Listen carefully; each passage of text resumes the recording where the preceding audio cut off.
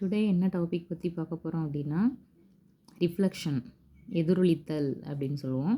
So reflection அப்படின்னா என்ன அப்படின்னா the bouncing back of light into the same medium when it encounters a reflecting surface.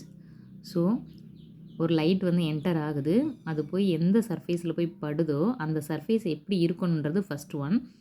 அந்த surface வந்து reflecting சர்ஃபேஸாக இருக்கணும். Any polished surface வந்து reflect பண்ணும் லைட்டை. இப்போ மிரர்ஸ் நம்ம பார்க்குறோம் இல்லையா, ஃபேஸ் பார்க்குற மிரர், அந்த மிரர்லாம் பார்த்தீங்கன்னா பின்னாடி வந்து ரசப்பூச்சி கொடுத்துருப்பாங்க. ஸோ மிரர்ஸில் வந்து சில்வர் கோட்டடு பின்னாடி கொடுத்துருக்கிறது எல்லாமே எவ்வளோ வந்து லைட்டை ரிஃப்ளெக்ட் பண்ணும் அப்படின்னா 90% ஆஃப் லைட்டு அது மேலே படுற லைட்டில் வந்து ரிஃப்ளெக்ட் பண்ணும். இதில் வந்து அந்த ஆங்கிள் ஆஃப் இன்சிடென்ஸும் ஆங்கிள் ஆஃப் ரிஃப்ளெக்ஷன், அதாவது ஒளி வந்து எந்த அளவு கோணத்தில் படுது ப்ளஸ் எந்த அளவு கோணத்தில் வந்து விளக்கமடையுது அப்படின்றத வந்து ஒரு லா ஆஃப் ரிஃப்ளெக்ஷனில் கொடுத்துருப்பாங்க. அது என்னன்னு சொல்லி பார்ப்போம். ஸோ லா ஆஃப் ரிஃப்ளெக்ஷனாக என்ன அப்படின்னா the incident ray, the reflected ray, the normal to the reflecting surface எல்லாமே கோப்ளானராக இருக்குன்றாங்க. கோப்ளானர்னால் என்ன அப்படின்னா எல்லாமே same plane. So for example இந்த டயக்ராம் பாருங்கள், இதுதான் வந்து பின்னாடி இந்த மாதிரி கிராஸ் லைன் கொடுத்துருக்காங்களே அதெல்லாம் வந்து சில்வர் கோட்டட். த எக்ஸ்ஒய்ங்கிறது mirror, that is a reflecting surface. A will be the incident ray, B will be the reflected ray, N will be the normal drawn to the plane of the mirror.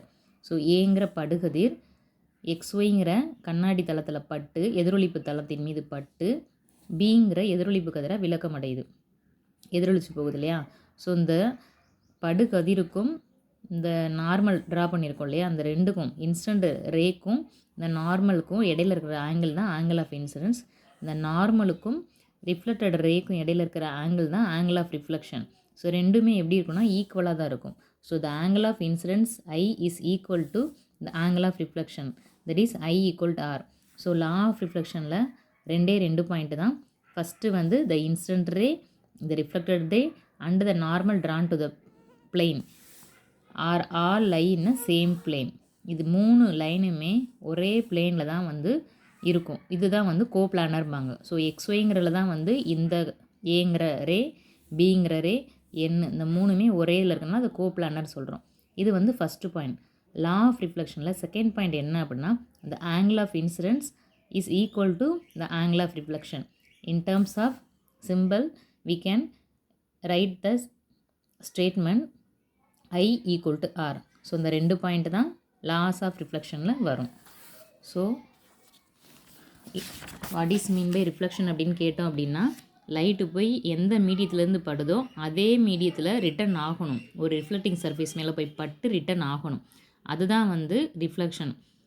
So எந்த policy சர்ஃபேஸ்னாலுமே reflection பண்ணும். இதே இது நம்ம use பண்ணுற mirror வந்து 90% வந்து reflection பண்ணும், பின்னாடி வந்து சில்வர் கோட்டடாக இருந்தால்.